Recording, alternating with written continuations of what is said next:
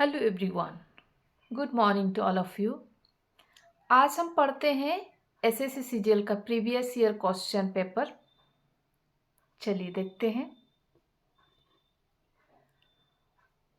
Sentence of a paragraph are given below in jumble order.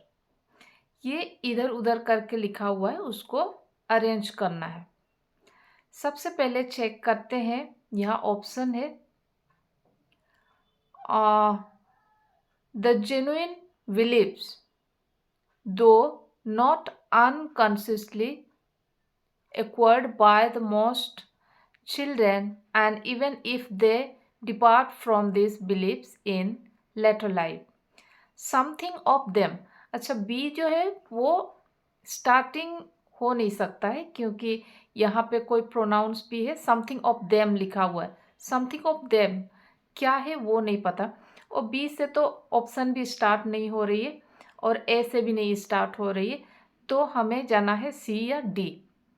सी को पढ़ते हैं। The importance of education in forming character and opinion is very great, well recognized by all. D में है education is as a rule the strongest force on the side of what exist and against fundamental change. D जो है वो summary दिखा रहा है, तो summary तो लास्ट में होता है, तो इसको हमें स्टार्टिंग पॉइंट नहीं करना है, सी से स्टार्ट करते हैं। 3 और 4 ऑप्शन में है see the importance of education, ठीक है। उसके बाद अगर हमें जाना है बाय ऑल, लास्ट में है well recognized by all. All the genuine believes हो सकता है। ऑल के बाद समथिंग कोई मीनिंग नहीं हो रही है, तो ए ऑप्शन को चेक करते हैं। सी के बाद ए लिखते हैं।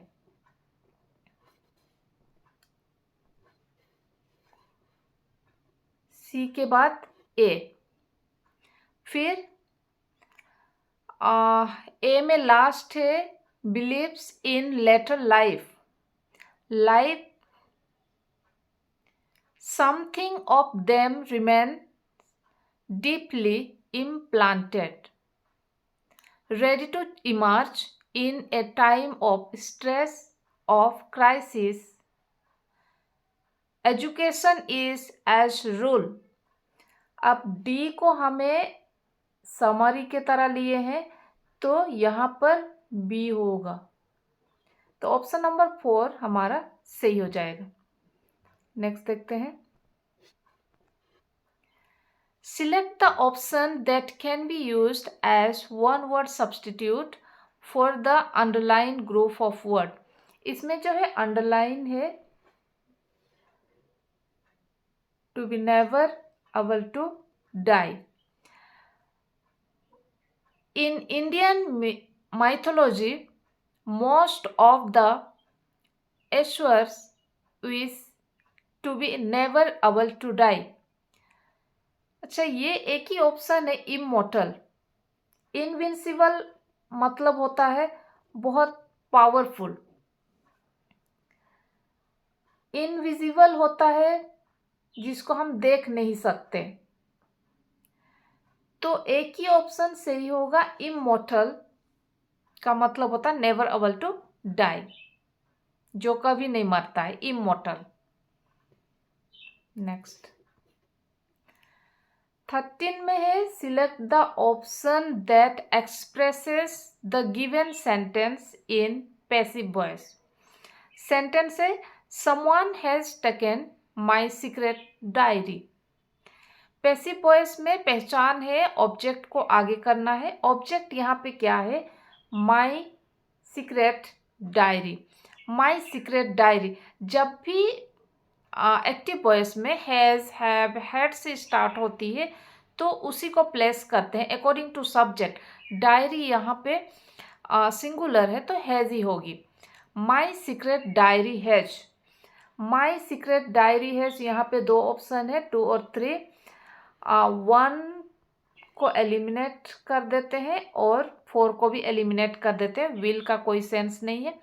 माई सीक्रेट डायरी हैज, जब एक्टिव वॉइस में हैज, हैव, हैड के बाद V3 है तो पैसिव वॉइस में हैज, हैव, हैड के बाद बीन लगाते हैं।